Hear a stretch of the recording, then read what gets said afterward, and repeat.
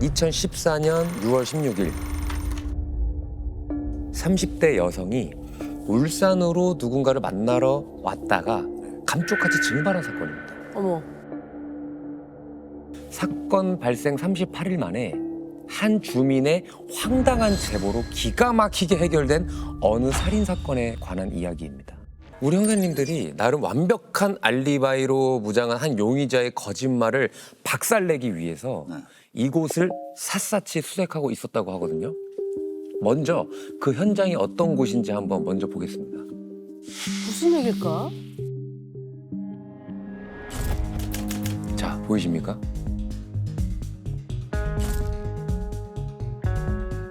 이야, 이게 뭐야? 여기 저건 뒤지고 있는 뭐야, 거예요? 진짜. 네네, 수색을 하고 계신 겁니다. 너무 광활한 거 아니에요? 저기, 여기를요? 네네. 수색을 할 수 있는 범위가 아닌 것 같은데? 사이즈가 엄청납니다.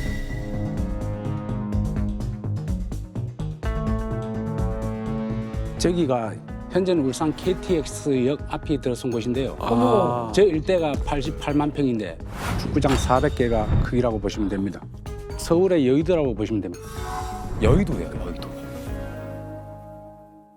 맨땅 헤딩도 아니고 아스팔트 헤딩하는 거예요. 아, 기준점들이 없으니까 맞아요. 구역을 나눠서 수색을 한다는 것이 거의 불가능해요. 그리고 영역도 없고. 택지개발지구 안에 공원구역이었어요. 한여름에 형사 10명 정도가 온종일 수색을 했는데 네. 굴삭기까지 동원해서 받으러 안 나오더라고요. 아 근데 저기를 수색해야 될 일이 있었기 때문에 가신 거잖아요. 어쩌다가 저기를 수색하게 된 거예요? 실종자 휴대폰이 마지막으로 꺼진 지역이라서 저희들은 저곳이 도명 장소이거나 시신을 유기한 장소로 봤어요. 그래서 수색과 동시에 인근 주민들한테 혹시나 수상한 사람 본 적 있냐, 또 이상한 제보가 있으면 부탁드린다. 네. 그러면서 탐문을 계속하고 있는데 참 뜻밖의 전화를 받았죠. 황당한 제보. 제보 왔다라는 그 이야기. 네, 그렇습니다. 맞습니다. 이게 인근 텃밭 주민의 이야기를 지금부터 들려드리겠습니다. 텃밭이요? 이게 뭘까요? 진짜 궁금하다. 야, 나도 궁금하다 진짜. 마침 그 밭주인인데 그 뭔가 좀 수상하다 아닙니까? 그 지가 보름 전에 강낭콩을 하나 심었거든요. 근데 그거 이거 우리 밭이 아니라 저 멀리 강낭콩잎이 듬성듬성 그 났더라고요. 뭔다고 거기 그 강낭콩 싸게 자란 건지 그거 이상해 갖고요. 그런데 거기가 개발 계획만 있고 공사가 시작되지도 않은 곳이었거든요. 네. 그 강낭콩 싹이 있던 풀밭은 누가 관리하던 딴 거 아니고 거기서 강낭콩이 나니까 밭주인이 이상하다 생각을 한 거죠. 그래서 여기 뭐가 있다 촉이 왔죠. 촉. 진짜 그걸 포착해낸다는 것은 어마어마한 내공이 없으면 그냥 아무것도 아닌 것으로 흘러 들어갈 사건이잖아요. 네. 강낭콩 씨앗이 그야말로 발이 달려갖고 자기가 가서 그쪽에 자라고 있지 않는 이상 네. 누군가 지금 자기가 심어놓은 텃밭을 파서 글로 옮겨놨다는 얘기잖아요. 그러면 거기에 땅을 파고 뭔가 다른 것을 묻을 때 강낭콩이 심어져 있는 텃밭을 퍼가지고 거기다 덮어놓은 것으로 추정을 했다는 거죠. 설마. 뭔가 매장에 필요한 흙을 강낭콩 밭에서 가져왔을 가능성이 있다. 네, 그렇죠. 그래서 형사님들은 그 강낭콩 풀잎이 난 일대를 일단은 찬찬히 들여다보기 시작합니다. 그때 이 김남규 형사님 눈에 뭔가가 하고 탁 걸리는 지점이 하나 있었대요. 뭐지? 뭐지? 주변이랑 그 잔디 모양이 다른 거였어요. 듬성듬성 땅을 파헤쳐온 흔적이 그대로 보이더라고요. 그 강낭콩이 삭이 듬성듬성 났다는 인근에서 실종자의 팔찌와 신발을 찾았고요. 그래서 여기 뭔가 있다 확신을 하고, 보통 안매장의 경우 30에서 50 정도 파면 나오는데 조금만 더 파보자 해서 약 1m를 팠었죠. 1m를. 1m를요? 네. 그랬더니 작은 마대자루가 하나가 이렇게 모습을 드러냈다고 하더라고요. 그 마대자루 안에 실종자가 혹시 열어보니까 마대자루 안에는 온통 흙만 채워져 있었어요.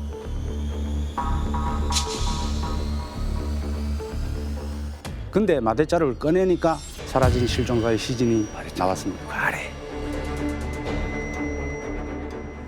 이 마대자루를 쉽게 말하면 이제 덮어놨구나. 어머. 아 그런 거예요? 당시 저희들이 생각했을 때는 토사가 빗물이 흘러내리나 해도 발견되지 않게 단단한 처리한 것을 보였고요. 또 하나는 미리 땅을 파놓고 매장 장소를 마대자루로 표시해둔 것이 아니었을까 추정을 했죠. 아.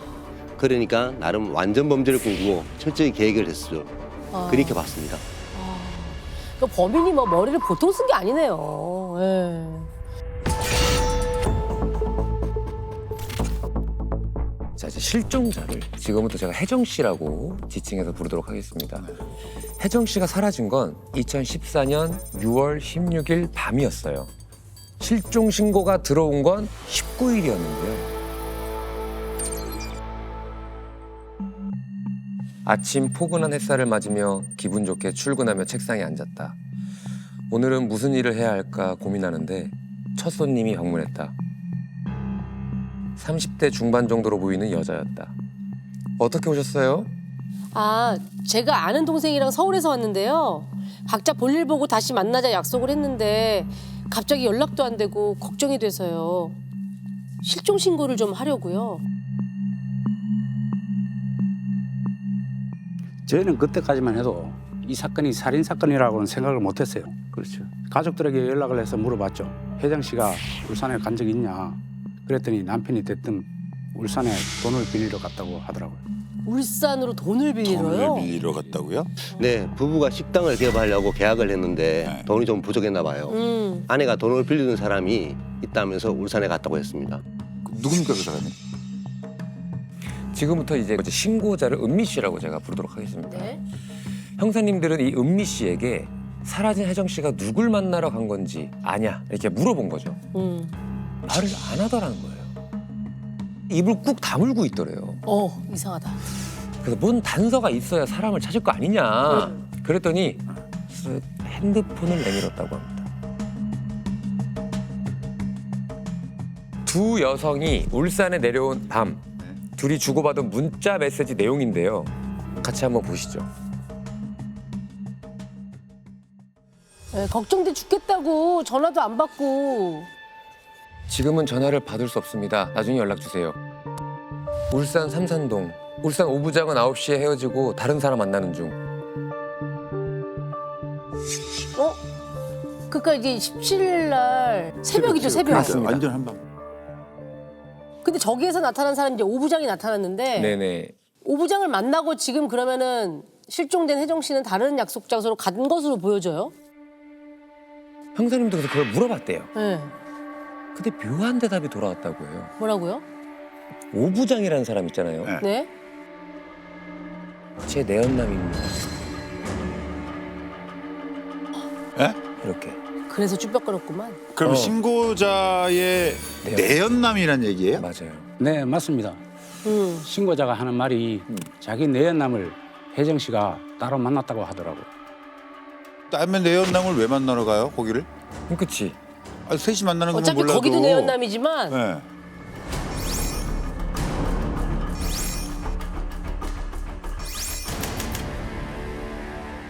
그 오부장은 그쵸? 뭐 하는 사람이에요? 오부장은? 오부장은 공급에 다니는 50대 남성이었습니다. 네. 신고자와 오랫동안 불륜 관계로 만나고 했습니다. 아. 근데 오부장이 혜정 씨랑 자기한테 따로 전화를 해서 예. 16일에는 혜정 씨를, 17일에는 내연녀 은미 씨를 각각 따로 만나자고 했다는 겁니다. 대체 왜 자기를 따로 불렀는지 궁금해서 같이 울산에 내려오게 된 거더라고요. 아, 근데 이제 셋이 한꺼번에 본 게 아니라 따로. 따로따로 혜정 씨, 은미 씨를 따로 본 거라는 거죠? 뭐 속셈이 있었나? 뭐가 있겠죠. 그러게. 이거 뭔가가 좀 이상한데요? 뭔가 좀 이상해지고 있죠. 네. 그래서 그 신고자, 네. 그 은미 씨는 다음 날 혜정 씨랑 만나기로 한 장소에서 기다리고 있었는데 혜정 씨가 오지도 않고 전화기도 꺼져 있으니까 불안한 마음에 오부장한테 전화를 걸었다고 해요. 근데 오부장은 대뜸 아 나는 혜정 씨 어디 가는지도 모르고 앞으로 전화하지 마 하면서 갑자기 바로 화를 내고 전화를 끊더라는 거죠. 갑자기? 그래서 은미 씨가 이거 뭔 사단이 나긴 났구나 싶어서 걱정돼서 그때 신고를 한 거고요. 일단은 그렇게 화를 내고 끊었던 오부장부터 먼저 이렇게 딱 소환을 해서 맞습니다. 그래서 이제 우리 형사님들이 일단 네. 오부장을 참고인으로 불러서 조사를 했습니다. 예. 당일날 혜정 씨와 만나서 뭘 했는지를 먼저 물어봤대요. 오랜만에 혜정 씨를 만났는데 대게가 먹고 싶다고 해서 제가 사줬습니다. 식사를 다 마치고 나니 뭐 저희 회사 근처에서 약속이 있다고 하더라고요. 제가 차로 데려다 주겠다고 했는데 괜찮아 뭐 해서 길만 알려주고 보냈거든요. 그때가 한 9시 반쯤 됐나요?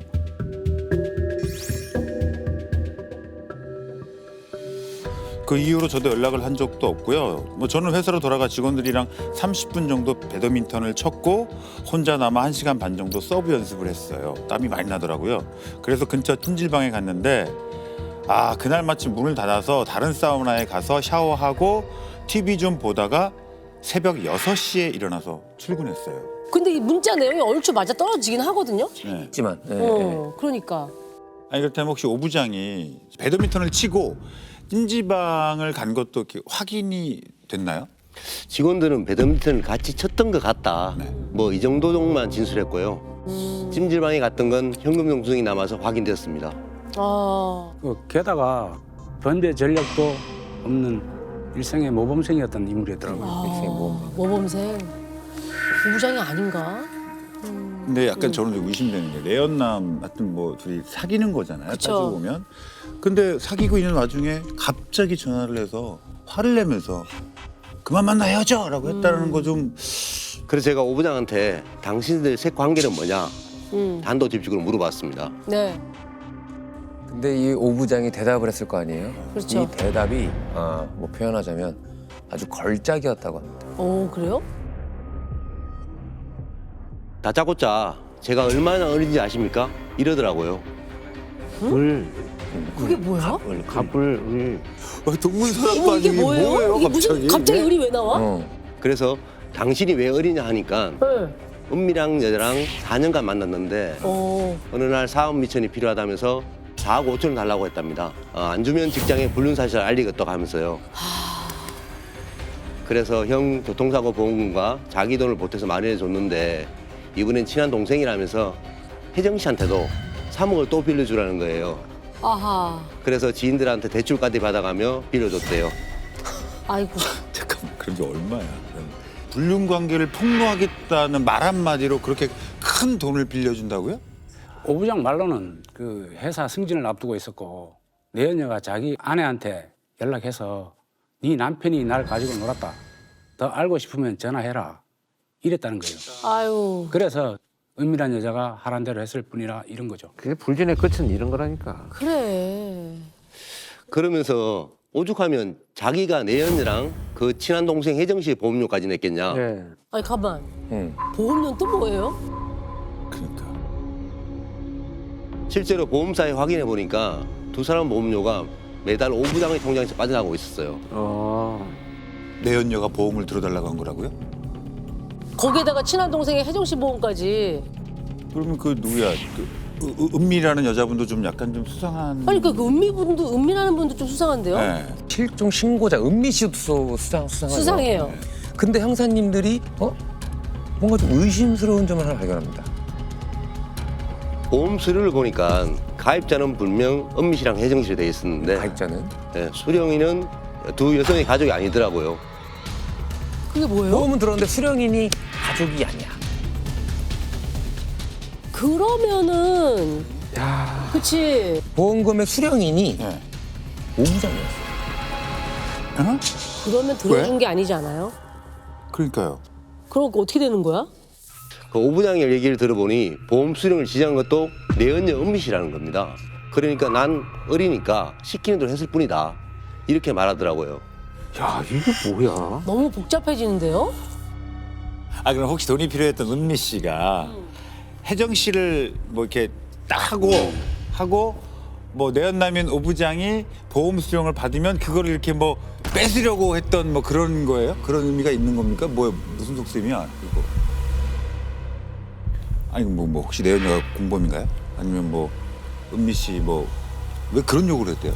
그러니까 문제는 은미 씨가 하는 말이 있을 거 아니에요? 그쵸. 근데 오 부장이랑 전혀 다른 얘기를 했다는 거예요. 그러니까 어느 날 오 부장이 연락이 와서 우리 회사에서 직원은 물론이고 가족이나 지인들까지 보험비를 대신 내주는 게 있어. 너도 좋은 기회니까 너도 들어. 이랬다는 거예요, 은미 씨. 이게 둘이 말이 너무 다른 거 아니에요? 뭐 이 전혀 정도면? 다르네.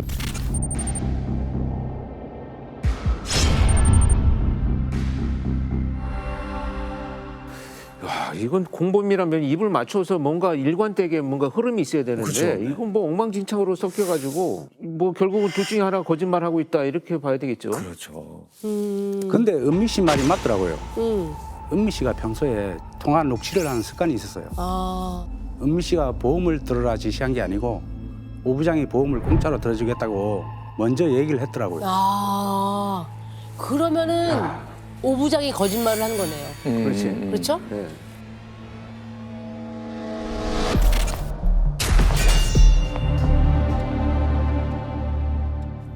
그러면 봐봐요. 전 좀 이제 이해가 안 되는데 만약에 네가 봐봐. 너 보험 하나 들어. 이거 왜? 자 보험이니까 들어. 뭐 왜? 이 보험료는 내가 내줄 거야. 뭐요? 자, 이영아, 내 말 들어봐. 누나가 네 보험을 들어준다니까. 진짜요? 여기 사인해. 수령인, 네, 수령인. 성훈이 돈은 내가 낼 거야. 자, 뭐요? 어때? 그럼 처음부터 그냥 누나 이름으로 하세요. 이래도 되잖아. 너무 이상하죠? 좋은데 너 죽으면 내가 받을게 이거. 그러니까 같은 거. 보험을 들어주는 건 되게 고맙거든요. 좀 고맙지. 근데 나 죽으면 돈은 누나한테 간다는 거잖아. 그렇지. 그렇지. 그러니까. 이건 절대 말이 안 되는 거예요. 응. 근데 또 은미 씨 얘기를 좀 더 들어보니까 또 이해가 되는 게 있어요. 뭐가 또 처음 보험에 가입했을 때 수령인을 지정하지 않았다고 해요. 처음에는. 그러니 의심하지 않았고요. 근데 보험 가입하고 며칠 지나서 오 부장한테 전화가 왔다고 합니다. 회사에서 보험금을 지원받으려면 수령자가 회사 직원 이름으로 돼야 한다는 거예요. 처음에는 뭐 안 썼는데. 그거는 말이 안 되는 것 같아. 그치, 이제 좀 아니까. 믿을 수 없어. 애초부터 투명했었어야지, 그러면. 그렇지. 진짜 그럴 마음이 있었다면. 그럼. 네. 처음에 은미 씨도 이해가 안 돼서 꼭 그럴 이유가 있냐 재차 물어봤대요. 그러니까 오 부장은 회사 방침이 그렇다. 그러니 잠깐 수령인을 나로 해놓고 심상만 통과하면 다시 원래대로 되돌리겠다 이랬다는 거예요. 그러면서 오 부장이 이런 걸 내밀었다고 합니다. 뭐요?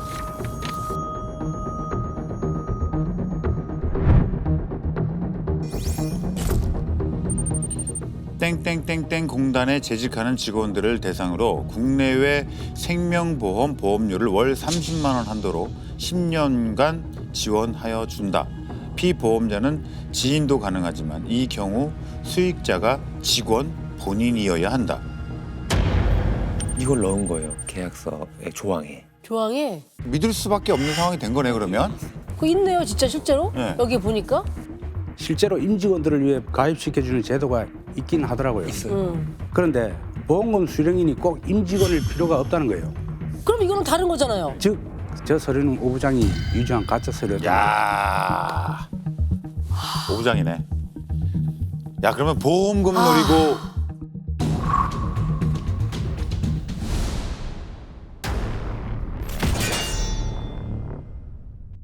우리 형사님들은 그 남자 오 부장에게 집중을 하면서 혜정 씨의 위치 추적에 나섭니다. 그런데 혜정 씨의 휴대폰이 꺼진 마지막 위치가 오 부장이랑 식당에를 갔다가 헤어졌다고 했던 그 오 부장의 회사 인근이었는데 처음에 봤던 그 강낭콩이 자라던 인근이었던 거죠. 기억나요? 여의도? 이제도 강낭콩 네. 아주머니. 거기가 마지막 거리였던 거지. 아, 이제 뭔가 맞춰지죠. 결국 유력한 용의자는 오 부장인 거예요. 한 명밖에 없어요. 근데 기가 막히게 또 오 부장은 그날 촘촘한 스케줄이 있었어요. 알리바이가 있었단 말이에요. 배드민턴 쳤죠. 네. 그다음에 찜질방 갔죠. 뭐 축구 경기 봤죠. 제가 오 부장의 회사 직원들을 다시 탐문했거든요. 살살 달래서 그날 기억 좀 잘 떠올려보라고 그랬더니 다시 생각해보니까 배드민턴장에 얼굴만 살짝 내밀고 갔다고 하대요. 야, 오 부장이 사건 며칠 뒤에 자꾸 우리 그날 배드민턴 같이 쳤잖아. 그렇게 강조를 했다는 겁니다. 그렇게 해서 주위 사람들이 어떻게 보면 잘못된 증언을 하게 되는 상황이 된 거잖아요. 그럼. 그렇죠. 아니 근데 찜질방 간 거는 현금 영수증이 있었잖아요. 그러니까 그거는 그게 예. 명확한 증거 아닌가요? 그렇죠. 처음 간 곳은 문을 닫아서 다른 곳으로 갔었다. 그렇게 얘기했죠. 예. 근데 그 첫 사우나가 24시간 영업하는 곳이더라고요. 이 사실은 24시간. 그날 운영도 하고 있을 거예요. 아, 야, 다 거짓말이었네. 의도적으로 촘촘한 알리바이를 만들기 위해서 사우나 문을 닫아서 다른 곳으로 갔다. 결국은 이제 매 순간 내가 이동을 하고 있었다. 이 범행과는 무관하다 이런 것을 이제 의사 표현을 하는 거죠. 의도적으로. 가짜로 만들어 놓은 알리바이를 보여주려고 억지로. 야, 이거는 참 그렇지. 이거는 처음부터 준비돼 있어. 계획된 범죄야. 많이 계획한 것 같아요. 예, 예. 치밀하게. 예. 맞습니다. 그래서 저희가 증거를 막 들이대고 당신 집도 압수수색해야 되겠다 하니까 갑자기 전화 한 통만 하게 해달라고 하더라고요. 아내한테 전화하면서 막 울더라고요. 전화를 끊고 나서야 제가 죽였습니다. 아, 딱 한마디 하더라고요.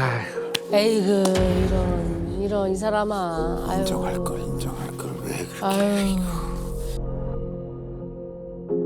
현장 검증으로 한번 가보겠습니다. 같이 한번 보시죠.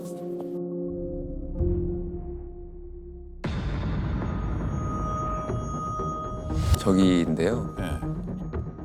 이게 뭔가 여기는 진짜 강낭콩이 잘할 곳이 아니네. 그러니까요. 파헤치는 적이 막 있죠. 저희 오부장이라는 저분이 네. 오부장. 네네네.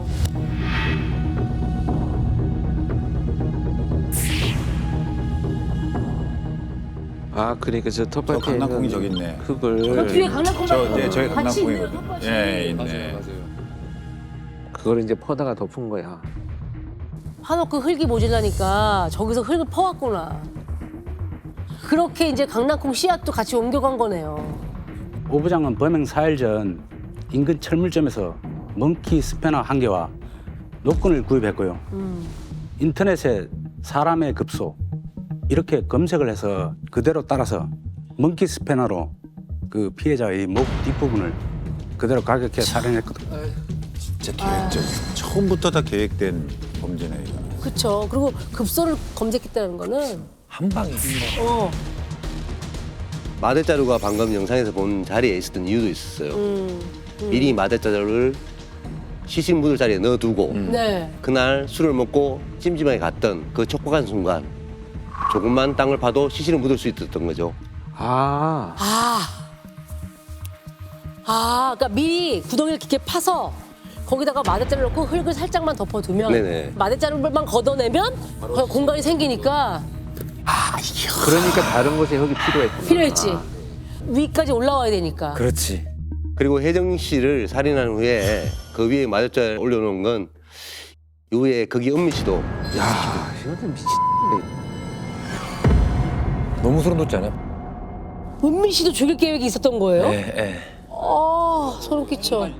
아니 그러면 솔직히 또 궁금한 게 또 있어. 아니 그렇다면 혜정 씨는 왜 그런 거예요? 아니 불륜 관계를 밝히겠다면 요구를 한 건 은미 씨였잖아요. 내연녀한테 돈을 주느라 빚이 눈덩이처럼 불어난 상황인데 이번에는 혜정 씨한테도 또 돈을 빌려주려 요구하니까 살인을 계획했다 하더라고요. 맞는 그 거네. 정말 기가 막혔던 건 네. 오 씨가 두 사람의 생명보험을 들었잖아요. 네. 두 명의 사망보험금을 수령해야 오 씨가 자기 빚을 전부 갚을 수 있었던 것이 추정돼요. 그럼 이게 얼마 전부터 계획을 했어? 이거는 왜 두 사람을 내려오라고 했는데 왜 하루 차이를 두고 오라고 했었잖아요. 네. 한 명씩 그렇게 범행을 저지르려고 그래서 하루에 한 명씩 내려오라고 한 거야. 따로 오라고 한 거지. 따로. 근데 우리 형사님 앞에서는 왜 이렇게 범죄를 계획하게 됐는지까지 전부 자백한 오 씨가 1심 재판에서 항소를 했더라고요. 살해 및 시신 유기까지는 인정하겠습니다. 그런데 범행 도구는 멍키 스패너가 아니라 돌덩입니다. 아, 이게 내가 그럴 줄 알았어. 아, 이게 멍키 스패너는 준비한 도구예요. 그런데 돌은 현장에 있는 거잖아요. 그러니까 우발적이냐 계획적이냐를 구분하는 가장 중요한 기준점이 될 수 있어요. 아우 길에 있던 돌멩이 그냥 내 집어서 싸우다가 그냥 때렸다 그러면 우발 범죄가 돼버리는 거죠. 야 사람을 죽여놓고 자기는 감옥살이 하기 싫다 이거 아니야? 자기는 감형받고 싶었던 거지. 진짜 와 진짜 나쁜 인간이야.